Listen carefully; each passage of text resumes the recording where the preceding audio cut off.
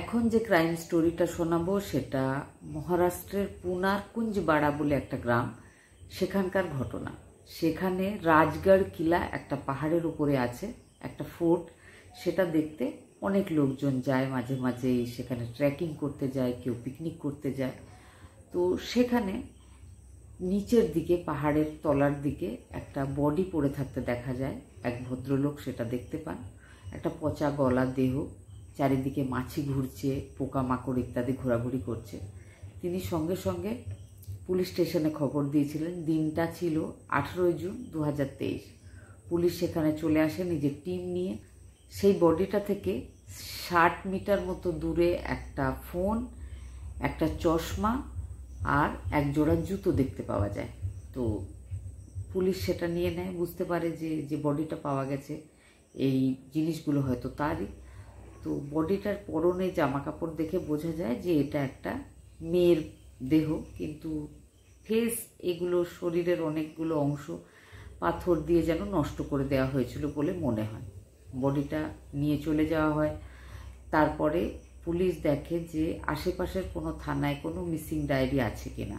তো 14 জুনের একটা মিসিং ডায়েরি পাওয়া যায়, যে একজন মা আর বাবা এসে মিসিং ডায়েরি করে গেছিল যে তাদের মেয়ে, নাম হচ্ছে দর্শনা পাওয়ার, বয়স হচ্ছে 26 বছর, সে হারিয়ে গেছে, তাকে খুঁজে পাওয়া যাচ্ছে না। তো দর্শনার মা আর বাবাকে ডাকা হয়, ডেকে বডিটা দেখানো হয়। তো তারা দেখেই চিনতে পারেন যে হ্যাঁ, ওটাই তাদের মেয়ে। তারা দুজন কান্নায় ভেঙে পড়ে। তারা বলে যে রাজগড় ফোর্টে তাদের মেয়ে বেড়াতে এসেছিল বলে সকালবেলায় তাদেরকে জানিয়েছিল, কিন্তু দুপুর হতে না হতে যখন তারা কল করে জানতে চাইছিল তাদের মেয়ে কখন আসবে বাড়ি, তারপর থেকে কিন্তু ফোন সুইচ অফ হয়ে যায়। তো পুলিশ এবার তদন্ত শুরু করে। পুলিশ জানতে চাইছিল যে তার সাথে, তার মা বাবা যেহেতু বলেছে যে সে কোনো একজন বন্ধুর সাথে গেছিল, তো পুলিশ এবারে কে সেই বন্ধু সেটা খোঁজার চেষ্টা করছিল। তো খুঁজতে খুঁজতে আরও একটা থানাতে, মালগাড়ি বলে একটা জায়গা আছে, সেখানকার একটা থানাতে আরও একটা মিসিং ডায়েরি পাওয়া যায়। সেই মিসিংটা ছিল রাহুল হিন্ডোরে বলে একটা ছেলে, তারও বয়স ওই দর্শনার মতোই, 26-27 বছর। তো তারও মিসিং ডায়েরিটা তার বাড়ির লোকজনেরা 15 জুন 2023, মানে যেদিন দর্শনার মিসিং ডায়েরি হয়েছে ঠিক তার পরের দিন তার মিসিং ডায়েরিটা তার বাড়ির লোকজনেরা থানায় গিয়ে করেছিল। এবার পুলিশ যখন দুই ফ্যামিলির সাথে কথা বলে তখন জানতে পারে রাহুল আর দর্শনা কিন্তু দুজন বন্ধু ছিল। আর রাহুলের বাড়ির লোকজনেরা বলে যে রাহুল দর্শনাকে নিয়েই রাজগড় ফোর্টে গেছিল। এবার পুলিশ রাহুলকে খুঁজছিল। রাহুলের ফোন কিন্তু সবসময় সুইচ অফ, কিছুতেই রাহুলকে খুঁজে পাওয়া যাচ্ছিল না। পুলিশ চারিদিকে নিজেদের বিভিন্ন টিমকে পাঠায় রাহুলকে খোঁজার জন্য। পুলিশ সবসময় এটাই চাইছিল যে রাহুল জানে যে কোথায় আছে দর্শনা। এবার পুলিশ খুঁজছিল সিসিটিভি। তো একটু জঙ্গল টাইপের এলাকা বলে সিসিটিভি ছিল না বললেই চলে, কিন্তু একটা যে মেন রোড ছিল সেখানে একটা হোটেল ছিল, হোটেলে একটা মাত্র সিসিটিভি পুলিশ পায়।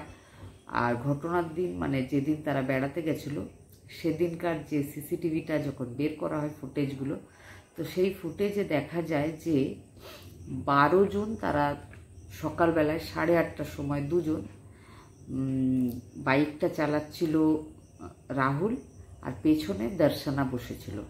সকালবেলায় 8:30টার সময় দুজনকে সত্যি সত্যি সেই রাজগড় ফোর্টের দিকে যেতে দেখা যায়।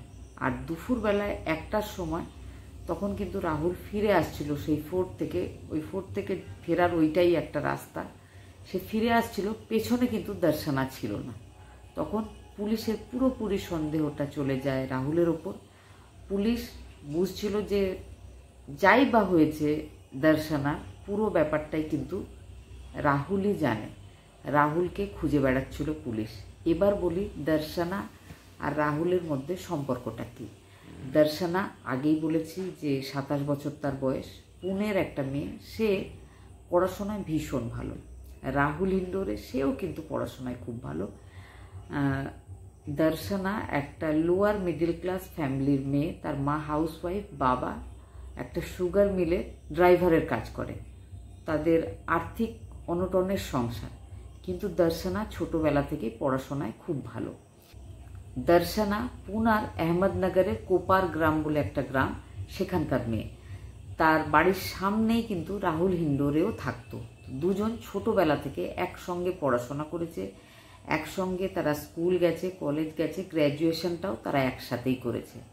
দর্শনার যে মামা বাড়ি সেটা নাসিকে, সেখানে কিন্তু রাহুলেরও বাবার বাড়ি রয়েছে, সেখানেও তারা প্রতিবেশী। এই জন্য ছোটোবেলা থেকেই তাদের ভীষণ বন্ধুত্ব, তারা একসঙ্গেই মানুষ হয়েছে। আর দুজন দুজনের বেস্ট ফ্রেন্ড। আর বড় হওয়ার পরে দুজন দুজনের মধ্যে একটা ভালোবাসার সম্পর্কও আছে, সেটা তাদের বাড়ির লোকজনেরাও জানে। দর্শনা আর রাহুল দুজনের যখন গ্র্যাজুয়েশন কমপ্লিট হয়, তো দর্শনা ঠিক করেছিল যে সে সরকারি চাকরির জন্য কোচিং করবে। তো তারা তো আগেই বলেছি কোপার গ্রামে থাকতো, তো সেটা একটা গ্রাম, সেখানে কোচিং সেন্টার ছিল না। সেই জন্য দর্শনা চাইছিল শহরে মানে পুনাতে গিয়ে কোনো কোচিং সেন্টারে পড়াশোনা করতে।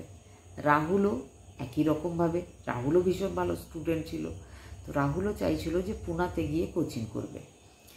তো দর্শনার মা বাবা রাজি হচ্ছিল না, কারণ তারা একা মেয়েকে পাঠাতে চাইছিল না। তারপর যখন তারা জানতে পারে যে রাহুলও কোচিং করতে যাচ্ছে, তো তখন তারা রাজি হয়ে যায়। তো রাহুল আর দর্শনা দুজন একসাথে পুনায় চলে যায়। পুনায় গিয়ে তারা আলাদা আলাদা হোস্টেলে রুম নেয়, সেখানে তারা থাকতে শুরু করে। কিন্তু তারা যে কোচিং সেন্টারে পড়াশোনাটা করছিল, দুজনের সেন্টার কিন্তু সেম ছিল। তারপরে দর্শনাদের পরীক্ষার সময় আসে, দর্শনা পরীক্ষা দেয়, রাহুলও পরীক্ষা দেয়। রাহুলের সিলেকশন হয়নি, কিন্তু এমপিএসসি এক্সাম মানে মহারাষ্ট্রের যে বিভিন্ন রকম সরকারি অফিসার হওয়ার যে পরীক্ষা, সেই পরীক্ষাটাতে দর্শনা টপার হয়, মানে সে 3য় স্থান গ্রহণ করে। তো দর্শনার ফ্যামিলির সবাই খুব আনন্দ পায়, রাহুল একটু দুঃখ পায় কারণ রাহুলের সিলেকশন হয়নি। দর্শনা তখন বাড়িতে ছিল যখন রেজাল্ট আসে। দর্শনা যে কোচিং ইনস্টিটিউটে পুনাতে এসে পড়াশোনা করতো, সেই ইনস্টিটিউটের লোকরা তাকে আমন্ত্রণ জানায়। সেই ডেটটা ছিল 11 তারিখে, তাকে সম্মানিত করা হবে পুরস্কার দিয়ে, এটা বলা হয়েছিল। আর 9 জুনে সে আবার পুনা আসে, নিজের গ্রাম থেকে পুনার উদ্দেশ্যে রওনা হয়। তখন কিন্তু রাহুল কোচিং করতো পুনাতে একসাথে। দর্শনা নিজের গ্রামে ফিরে গেছিল, রাহুল ফিরে যায়নি, কারণ রাহুলের সিলেকশন তখনও হয়নি। রাহুল তখনও নেক্সট ইয়ার আবার পড়াশোনা করবে বা পরীক্ষা দেবে বলে রেডি হচ্ছিল। আর রাহুল নিজের পড়াশোনার খরচ চালাবার জন্য ওখানে একটা ফুড ডেলিভারি বয়ের কাজও করতো। তো কাজটাও করছিল বলে সে কিন্তু গ্রামে ফিরে যায়নি পরীক্ষা হয়ে যাওয়ার পরও, তো সে পুনাতেই থাকতো। তো দর্শনা আসে, আসার পরে কোনো একটা বন্ধুর সাথে তার বাড়িতে সে থাকছিল। তারপরে 11 তারিখ তাকে সম্মানিত করা হয়, আর 12 তারিখে সে রাহুলের সাথে বেড়াতে গেছিল। রাহুলের বাড়িতে যখন খোঁজ নেওয়া হয়, তখন জানা যায় যে রাহুল কিন্তু তখনও বাড়িতে আসেনি। 12 জুন থেকে এসে যায়, 18 জুন কেটে যায় পুরো 7 দিন। পুলিশ কিন্তু সেই একই রকমভাবে তাকে সারা দেশে খুঁজে বেড়াচ্ছে, কিন্তু কোথাও তাকে খুঁজে পাওয়া যাচ্ছে না। এবার পুলিশ ভাবে যে সে যে 7 দিন ধরে শুধুই পালিয়ে বেড়াচ্ছে, তাহলে সে এতদিন নিজের খরচাটা চালাচ্ছে কী করে। তখন পুলিশ যেখানে সে ফুড ডেলিভারির কাজ করতো সেখানে যায়, যাওয়ার পরে জিজ্ঞেস করে যে তার যে স্যালারিটা সে কীভাবে নিত। তো তখন সেখান থেকে তার একটা অ্যাকাউন্ট নম্বর দেওয়া হয়, সেই অ্যাকাউন্ট নম্বরে তার স্যালারিটা যেত। এবার সেখানে গিয়ে পুলিশ তার এটিএম কার্ড ব্যবহারের যে ডিটেল সেটা খুঁজে পায়। সেখানে দেখা যায় যে সে মাঝে মাঝেই এটিএম থেকে টাকা বের করেছে।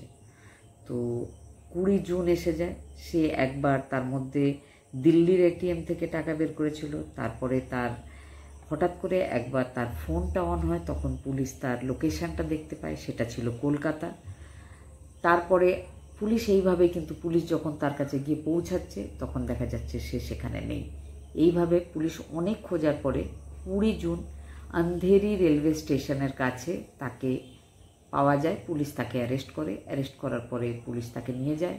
তারপরে যখন তার সাথে জিজ্ঞাসাবাদ হচ্ছিল, তখন সে বলে যে তার সাথে ছোটোবেলা থেকেই দর্শনার একটা খুব ভালো সম্পর্ক, তারা দুজন দুজনের খুব বন্ধু। বড় হওয়ার পরে তারা দুজন পরস্পরকে ভালোবাসতো, দুজন দুজনের সাথে বিয়েও করতে চাইতো, বিশেষ করে রাহুল চাইতো। দর্শনা এমপিএসসি পরীক্ষায় টপার হয়েছিল, তার ফরেস্ট অফিসার পদে সিলেকশনও হয়ে গেছিল। রাহুল তখন ভেবেছিল যদি দর্শনার ফ্যামিলির লোকেরা তার সাথে বিয়ে দিতে রাজি না হয়, সেই জন্য সে দর্শনার মা বাবার কাছে গিয়ে বিয়ের ব্যাপারে প্রস্তাব রেখেছিল। দর্শনার মা বাবা বলেছিল যে যতক্ষণ না রাহুলের লাইফ সেটেল হচ্ছে, সে তাদের মেয়ের সমকক্ষ কোনো চাকরি পাচ্ছে, তারা কোনোভাবেই বিয়ে দেবে না। রাহুল আরও একটা জিনিস লক্ষ্য করেছিল যে তার বাবা মা যখন রাহুলকে এই কথাগুলো বলছিল, কাছেই দাঁড়িয়েছিল দর্শনা, সে একদম বিরোধিতা করেনি। রাহুল তখন বুঝতে পেরেছিল যে দর্শনা নিজের মা বাবার মত ছাড়া রাহুলের সাথে বিয়ে করবে না। তার খুব খারাপ লাগে, নিজেকে অপমানিত বোধ হয়। তারপরে সে পুনায় চলে আসে, আর দর্শনা তো বাড়িতে চলে গেছিল। তারপরে পরীক্ষার রেজাল্টের পর যখন সে নিজের কোচিং সেন্টারের আমন্ত্রণে সেখানে আসে, আসার পরে তাকে সম্মানিত করা হয়। সেদিন কিন্তু সেখানে রাহুলও ছিল। রাহুল তার সাথে খুব ভালো ব্যবহার করে, এত ভালো ব্যবহার করে যাতে দর্শনা কোনো সন্দেহই না করে। তারপরে রাহুল বলে যে তুমি তো এবার পুনায় চলে যাবে, তারপর নিজের ডিউটিতে চলে যাবে, জানি না আমাদের ভবিষ্যতে আর দেখা হবে কি না, বিয়ে তো হবেই না হয়তো। তো যাই হোক, শেষ টাইমটা একটু ভালো করে আমরা একসাথে শেষ দিনটা কাটিয়ে নিই। বিয়ে যদি হয়তো হবে, না হয়তো কী আর করা যাবে, যা ভাগ্যে আছে সেটা হবে। কিন্তু চলো একদিন শেষ দিন যাতে আমাদের দুজনেরই মনে থেকে যায়, তো কোথাও একটা ঘুরে আসি। সেই জন্য তারা দুজনে রাজগড় ফোর্টে বেড়াতে গেছিল। দর্শনা কিন্তু নিজের বাড়িতে কল করে বলেছিল যে সে একটা বন্ধুর সাথে রাজগড় ফোর্টে বেড়াতে যাচ্ছে, তারপরে নেক্সট ডে বাড়ি চলে আসবে। কিন্তু সে বলেনি যে সে রাহুলের সাথে বেড়াতে যাচ্ছে। রাহুলের সাথে বেড়াতে যাচ্ছে বললে হয়তো তার বাড়ির লোকজনেরা তাকে অনুমতি দিত না। দর্শনা নিজের যে বন্ধুর বাড়িতে এসেছিল তাকে বলেছিল যে সে রাহুলের সাথে বেড়াতে যাচ্ছে, কারণ রাহুল যে তার খুব ঘনিষ্ঠ বন্ধু সেটা পুনের সব বন্ধুরাই জানত। যাই হোক, রাহুলের মনে হয়েছিল যে তার সাথে দর্শনার কোনোদিন বিয়ে হবে না। রাহুল আরও একটা ব্যাপার লক্ষ্য করেছিল, যখন থেকে দর্শনা টপার হয়ে গেছিল তখন থেকে সে রাহুলকে ঠিক সেই আগের মতো গুরুত্ব দিচ্ছিল না, একটু ইগনোর করছিল, একটু অ্যাভয়েড করছিল, কথা কমিয়ে দিয়েছিল, ফোন কলগুলো কমিয়ে দিয়েছিল। সেইটা রাহুলের ভালো লাগেনি। সেই জন্য রাহুল শেষ পর্যন্ত এটাই ঠিক করে যে এইভাবেই বদলা নিতে হবে, দর্শনাকে একদম পৃথিবী থেকেই সরিয়ে দিতে হবে, আর সেটাই সে করেও ছিল।